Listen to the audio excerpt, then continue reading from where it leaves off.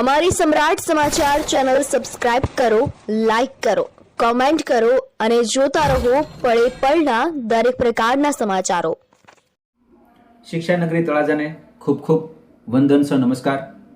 વાસ્તવિક ગરીબ અનાથ બાળકોનો સર્વે કરી એમને શિક્ષાનો અધિકાર આપવાનું ભગીરથ કામ જયજનની દ્વારા છેલ્લા 6 વર્ષથી સમગ્ર તળાજા ભાવનગર જિલ્લામાં ચલાવવામાં આવી રહ્યું છે.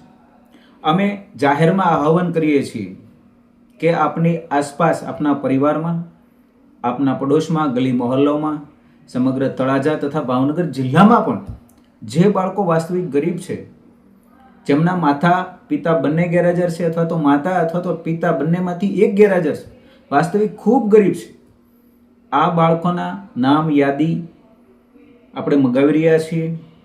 ઘણા બધા યાદીઓ આવી રહી છે. શાળા આ મુહિમમાં સંપૂર્ણ રીતે તટસ્થ રહી દરેક આ યાદીમાં આવેલ બાળકોના ઘરની મુલાકાત લેશે, એમની આસપાસના વ્યક્તિઓ સાથે ચર્ચા કરશે, એમના વાસ્તવિક પરિસ્થિતિ ચકાસી એમને 100% સુધીની શિષ્યવૃત્તિ માફ કરવાની આ એક પહેલ કરી રહ્યું છે. ઘણા બધા બાળકો શાળામાં આવી જ રીતે શિક્ષાનો અધિકાર મેળવી રહ્યા છે. શાળાનું માનવું એવું છે કે આવા વાસ્તવિક ગરીબ અનાથ ખૂબ બાહોશ બાળકોને શિક્ષાનો અધિકાર ક્યારેક નથી મળતો, તો એમને આ વાસ્તવિક શિક્ષા, જીવનમાં કંઈક લક્ષ્ય સપનું છે પરંતુ વાસ્તવિક શિક્ષા ન મળવાથી એ સમાજની મુખ્ય ધારાથી અળગા રહી જતા હોય છે અને આગળ જઈ એમનામાં રહેલા ટેલેન્ટનો રાષ્ટ્રને, સમાજને લાભ મળતો નથી. તો આપ સર્વ આમાં સહભાગી બનશો. આપની આસપાસમાં વાસ્તવિક ગરીબ હોય, વાસ્તવિક અનાથ હોય એવા બાળકોના નામ યાદી શાળા સુધી પહોંચાડશો.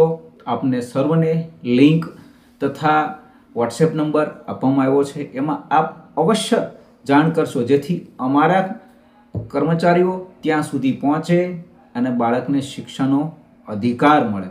આપણે સૌ જાણીએ છીએ કે શાળા દ્વારા હર ઘર શિક્ષા અભિયાન ચલાવવામાં આવે છે અને દરેક આવા ઘરમાં કે જ્યાં અંધકાર, અજ્ઞાનતા, ગરીબી, નિરક્ષરતા છે, ત્યાં શિક્ષાનો દીપ પેટાવવા માટે દીપક પ્રગટાવી અને એમની કાયમ માટે આ પરિવારની સેવા કરવાનો અવસર છે. તો આપ આંગળી ચીંજાનું આ પૂન ચૂકશો નહીં. જય હિન્દ, જય ભારત.